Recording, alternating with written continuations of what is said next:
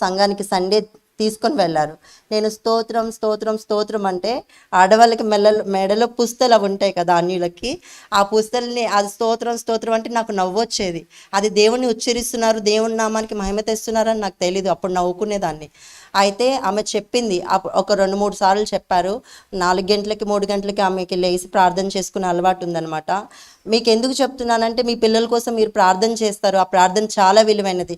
మీ పిల్లల కోసమే కాదు, మీ చుట్టుపక్కల వాళ్ళ కోసం ప్రార్థన చేస్తారు, ఆ ప్రార్థన కూడా అది చాలా వాళ్ళని మారుస్తుంది అనమాట. ఆ తల్లి నా కోసం ఈ రోజు వరకు ప్రార్థన చేస్తూనే ఉంటుంది.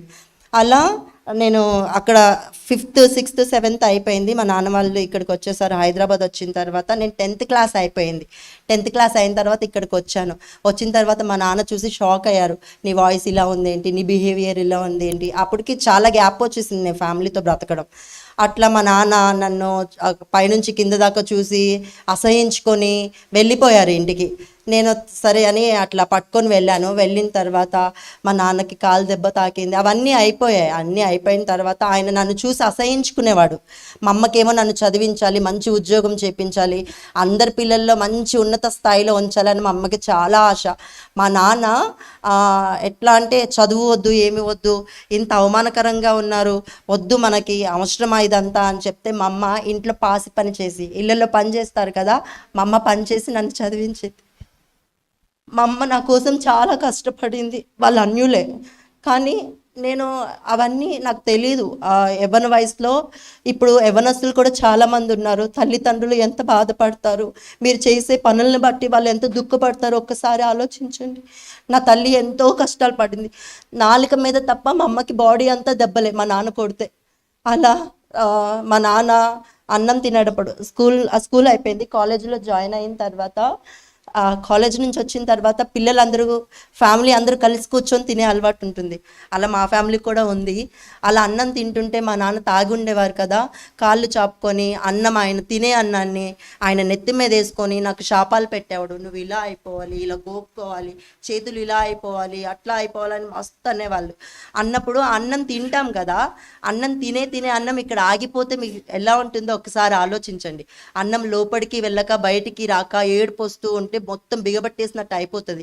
చేతులు కడుకొని వచ్చినప్పుడు నా కోసం నా తల్లి నా తమ్ముడు కూడా అన్నం తినని రోజులు చాలా ఉన్నాయి. అలా నేను బయటకు వచ్చేసాను. చాలా అంటే చాలా అవమానకరంగా మాట్లాడేవాడు మా నాన్న. నన్ను కొట్టడం అంటే కొట్టేవాడు కాదు, కొడితే ఆయనకి ఏదన్నా అవుతుంది అని, చెవులో పెయిన్ వస్తుంది, అది వస్తుంది, ఇది వస్తుంది, అవన్నీ అన్యుల ఆచారాలు. ఇప్పుడు దేవుని బట్టి అవన్నీ ఏమీ ఉండవు. కాకపోతే అట్లా అవమానించేసిన తర్వాత నేను బయటకు వచ్చాను. బయటకు వచ్చిన తర్వాత రోడ్ల మీద నేను ఎంతగా తిండి లేక రైల్వే స్టేషన్లో బస్ స్టాండ్లలో పడుకున్న రోజులు కూడా చాలా ఉన్నాయి. ఉన్నప్పుడు మా ట్రాన్స్జెండర్స్ని చూస్తే మీ అందరికీ భయం అవుతుంది కావచ్చు, నాకు భయమైలే. వాళ్ళని చూస్తే మా అమ్మని చూసినట్టు, మా అక్క వాళ్ళని చూసినట్టు అనిపించింది. వెళ్ళాను, నేను మారాలి, అమ్మాయిలాగా అవ్వాలి అని ఎంతగానో ఆశపడ్డ తర్వాత వాళ్ళు అన్నారు, ఇప్పుడు అంటారు ఒక మగపిల్లవాడు అది కమ్యూనిటీలో చేరితే వాళ్ళని మార్చేస్తారు అనే భ్రమలో ఉన్నారు చాలామంది. ఒక ట్రాన్స్జెండర్తో ఒక మగపిల్లోడు మారితే ఆ మగపిల్లోడిని కూడా హిజ్రా అంటారు అన్న మైండ్లో ఉన్నారు. అదన్నీ ఏముండదు. ఒక మగపిల్లవాడిని అలా ఎవరు ఏం మార్చరు.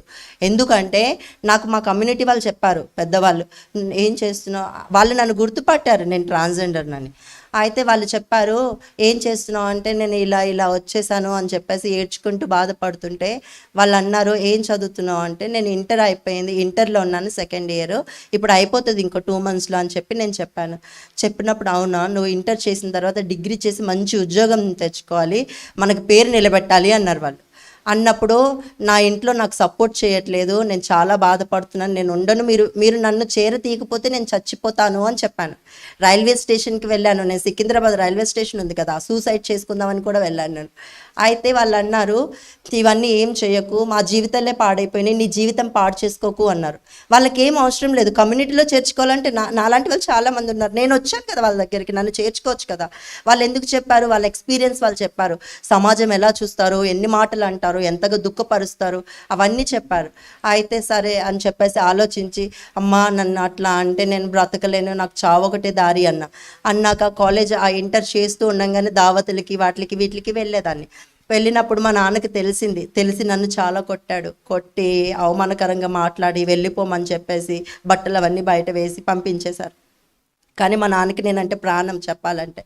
అట్లా వచ్చేసిన తర్వాత నేను బయట నా బ్రతుకు ఎట్లా ఉందంటే చాలా ఘోరంగా, చూసిన వాళ్ళు అవమానించడము, చెక్క అనడం, 0.5 అనడం, గే అనడం, అవన్నీ మాటలకి నాకు అర్థం తెలియదు. ఇక్కడ తెలంగాణ లాంగ్వేజ్ వేరుంటుంది, ఆంధ్ర లాంగ్వేజ్ వేరుంటుంది. అట్లా వచ్చేసిన తర్వాత కొన్ని కష్టాలు పడుతూ నా రూట్ మారిపోయింది మొత్తము. నాకు అక్కడ అమ్మ ప్రార్థన చేస్తూ ఉంటారంట, నాకు తెలీదు, కానీ తను ఎప్పుడు చేస్తారంట. అయితే నేను ఒకసారి ఫోన్ చేసి అమ్మ నాకు ఇల్లు దొరకట్లేదు, నాకు ఇక్కడ ఇల్లు ఇవ్వాలంటే వీళ్ళు క్రిస్టియన్స్ ఉన్నారు, వాళ్ళేమో దేవుడు నాకు చెప్తేనే నేను నీకు ఇల్లు ఇస్తాను, నువ్వు ట్రాన్స్జెండర్ కదా అని చెప్పి అన్నారు. మా గురువేమో నన్ను వెళ్ళిపోమంటుంది, మరి నేను ఎక్కడ ఉండాలి అని తెలియక, సరే నువ్వు చూస్తే చూడు, నువ్వు చూడకపో నేను వెళ్తానులే, వేరే దగ్గర చూసుకుంటానులే అని ఆమెతో చెప్పాను. ఆమెతో చెప్పినప్పుడు ఆమె ప్రార్థన చేసింది. నేను ఆమెకి ఫోన్ చేసినప్పుడు ఆమె గురువారం నాడు ఫాస్టింగ్ ఉండి ప్రేయర్ చేశారంట. నెక్స్ట్ డే ఫ్రైడే ఈమె నాకు ఫోన్ చేసి సంజన వచ్చి ఇల్లు తీసుకో అన్నారు. అక్కడ నుంచి స్టార్ట్ అయ్యింది. ఒక్కరోజు దేవుడి సన్నిధిలో గడిపితే 1000 సంవత్సరాలు అంటారు కదా, అలాగే నేను రాత్రంతా ఒక చర్చ్లో గడిపినప్పుడు అక్కడ ఏమైంది, నలుగురు రౌడీలు నెక్స్ట్ డే సాటర్డే రోజు నన్ను చంపడానికి వచ్చారు. నా దగ్గర డబ్బులు తీసుకొని నన్ను చంపాలని పెద్ద పెద్ద కట్టెలు తీసుకొని వచ్చి అక్కడ డోర్ పగలగొట్టడానికి చూసినప్పుడు ఆ క్రిస్టియన్ వాళ్ళు ఉంటారు కదా, నేను క్రిస్టియన్ని చూస్తే ఏమనుకుంటుండేనంటే, ఈ క్రిస్టియన్స్ వాళ్ళ మతంలో మార్చేసుకోవడానికి చెప్తారు, ఇవన్నీ ఏముంటాయి అవి ఇవి అని అనుకునేదాన్ని. కానీ దేవుడు ప్రేమను గురించి చెప్పాలి అని నాకు వచ్చిన తర్వాత తెలిసింది. నాకు కూడా ఇప్పుడు అనిపిస్తుంది, దేవుడి గురించి చెప్పాలి, అందరికీ తెలియచేయాలి, దేవుడు ఎంత గొప్పవాడో తెలియచేయాలి. కానీ తెలియని వాళ్ళు ఏమనుకుంటారంటే, వాళ్ళు దేవుడి గురించి వాళ్ళ దేవుడే నిజమైన దేవుడా, ఈ దేవుళ్ళు నిజమైన దేవుళ్ళు కాదా అని అనుకుంటారు. అలా నేను కూడా అనుకున్నాక వచ్చిన తర్వాత ఆ ఇంట్లో వచ్చినాక వాళ్ళు నన్ను చంపాలని ప్రయత్నించినప్పుడు వాళ్ళు చూసి దేవుడు నన్ను కాపాడాడు. వాళ్ళు అక్కడ లేరు, ఊరెళ్ళారు. ఆ టైంకి వాళ్ళు వచ్చి నన్ను సేవ్ చేసి అట్లా నా జీవితంలో చాలా అద్భుతాలు చేశాడు. నేను రోడ్డు మీద పడి ఏడ్చిన రోజులున్నాయి. ఎట్లా ఓపెనింగ్స్కి, షాప్స్ కలెక్షన్స్కి వాటికి నేను వెళ్ళినప్పుడు చేతులు ఇంత, నేను హార్మోన్స్ అవి వాడాను, హార్మోన్స్, కలర్ ఇంజెక్షన్స్, మొత్తం అమ్మాయిలాగా మారిపోవాలి, అమ్మాయిలన్న లోపం ఉండాలి కానీ నాలో లోపం ఉండకూడదు అని కలర్ ఇంజెక్షన్స్, హార్మోన్స్ అవన్నీ నేను తీసుకున్నాను అనమాట. తీసుకున్నప్పుడు అవి నాకు ఎఫెక్ట్ చూపించాయి. ఎట్లా అంటే బోనాలకి వీటికి డ్యాన్స్ ప్రోగ్రామ్స్కి వాటికి వెళ్ళేదాన్ని. ఎవరైనా నన్ను మెచ్చుకుంటే, అబ్బా నన్ను మెచ్చుకుంటున్నారా, ఎంత బాగున్నానా అని ఇంకా అది ఎట్లా అంటే ఇంకా నన్ను చెడు మార్గంలోకి నడిపించే విధంగా అయిపోయింది ఆ కాంప్లిమెంట్స్. అట్లా తీసుకున్నాక బోనాల జాతరలు అని చెప్పేసి అక్కడ ఆల్కహాల్ తీసుకున్నాక బ్లడ్ వామిటింగ్స్ అయిన తర్వాత చేతులు ఇంతలా ఉబ్బిపోవడం, కీళ్ళవాతం వచ్చేసింది. నాకు కీళ్ళవాతం వచ్చి చాలా స్ట్రగుల్ పడ్డాను. మీకు తెలుసా, ఒక సూది గుచ్చుకుంటేనే మనకి చాలా పెయిన్ వస్తుంది కదా, ఆ జాయింట్స్లలో ఒక 10-15 సూదులతో ఇలా గుచ్చుతుంటే నరకంగా అనిపిస్తుంది. అది ఎట్లా అంటే అది ఎవరికి వివరించలేనిది, అది చాలా బాధాకరమైనది. అట్లా నేను చాలా బాధపడుతుంటే మా కమ్యూనిటీ వాళ్ళు కూడా చాలా బాధపడ్డారు. నేను అనుకున్నాను, దేవా ఇవన్నీ నాకు మంచిగా అయిపోవాలి, నేను మంచిగా ఉండాలి, దేవుడి ప్రేమను తెలుసుకున్నాక నేను ఇవన్నీ మానేస్తాను, నాకు ఇవేమీ వద్దు, నేను అన్నీ విడిచిపెట్టేస్తాను, నేను బైబిల్ కాలేజ్ చేసేస్తానని చెప్పాను, సేవ చేసేస్తానని చెప్పాను. అవన్నీ నామకార్థంగా చెప్పాను అనుకుంటా, బాధలో ఉండి చెప్పాను అనుకుంటా.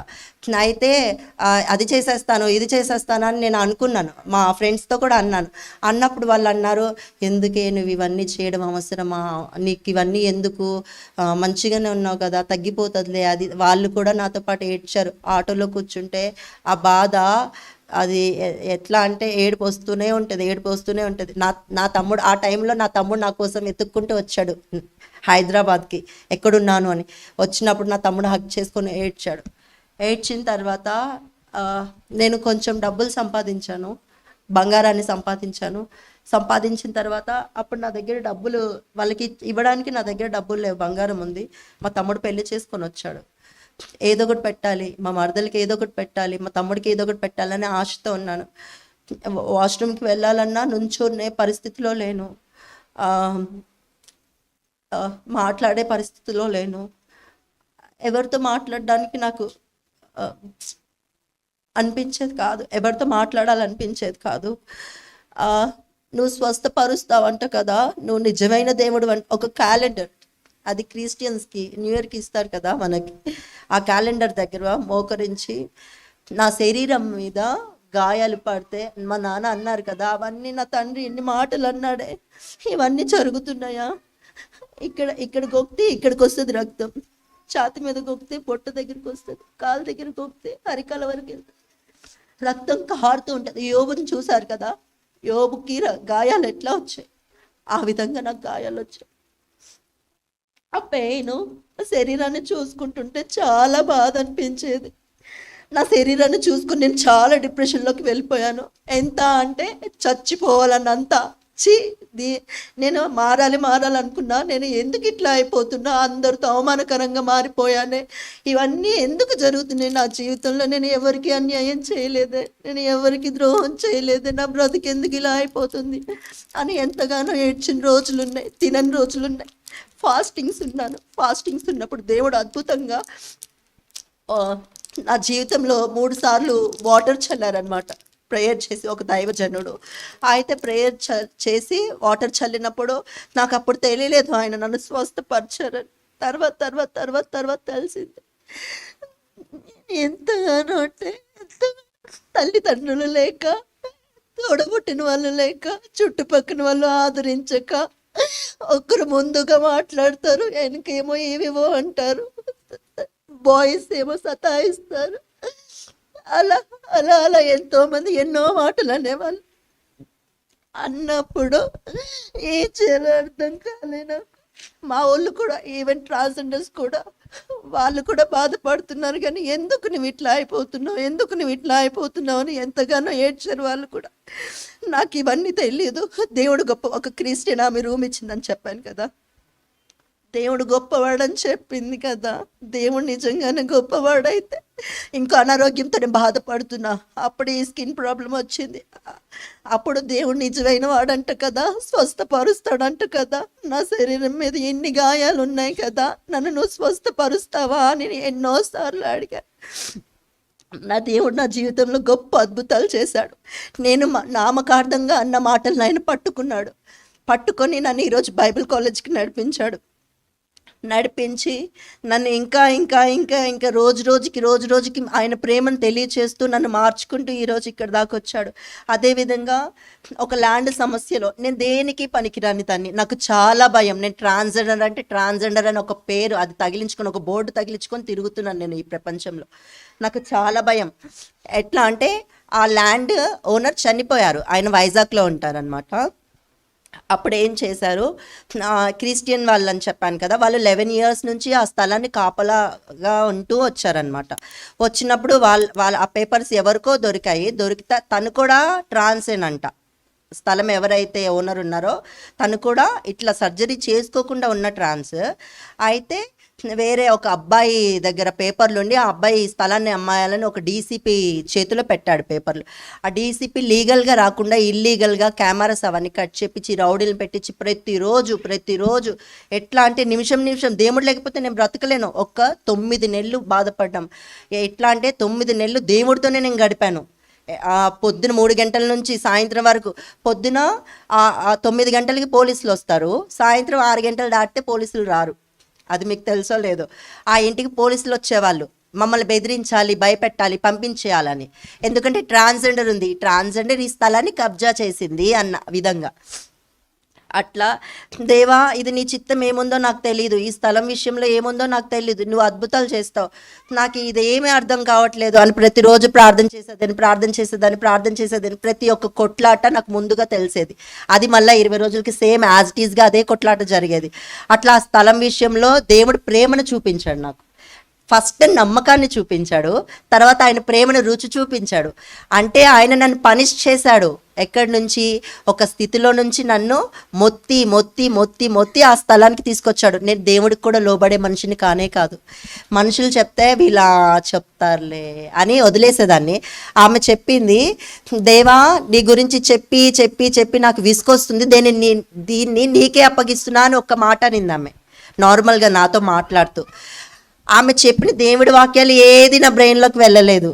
తను చెప్పింది, దేవుడికి అప్పగించింది మాత్రమే నా బ్రెయిన్లో ఈ రోజుకి నిలబడిపోయింది. అంటే దేవుడు ఆ రోజు నన్ను పట్టుకొని అక్కడి నుంచి మొత్తుకుంటూ మొత్తుకుంటూ మొత్తుకుంటూ మొత్తుకుంటూ అద్భుతాలు చేస్తూ ఆయన ప్రేమను రుచి చూపించి నన్ను ఇక్కడికి తీసుకొని వచ్చాడు. ఇంకా ఇట్లా ఇట్లా మార్చుకుంటూ నన్ను వచ్చాడు. దేవుడు నా జీవితంలో చేసిన అద్భుతాలను బట్టి నా ఫ్యామిలీ ఈరోజు నన్ను చాలా సపోర్టింగ్గా చూసుకుంటున్నారు. నా ఫ్యామిలీ కూడా నన్ను చాలా ప్రేమగా చూసుకుంటున్నారు. నేను మా ఇంటికి వెళ్తున్నాను, వాళ్ళు నా దగ్గరికి వెళ్తూ ఉంటారు. దేవుడు నా జీవితంలో చేసిన అద్భుతాన్ని బట్టి ఈ చిన్న సాక్ష్యాన్ని దేవుడు ఆశీర్వదించాలని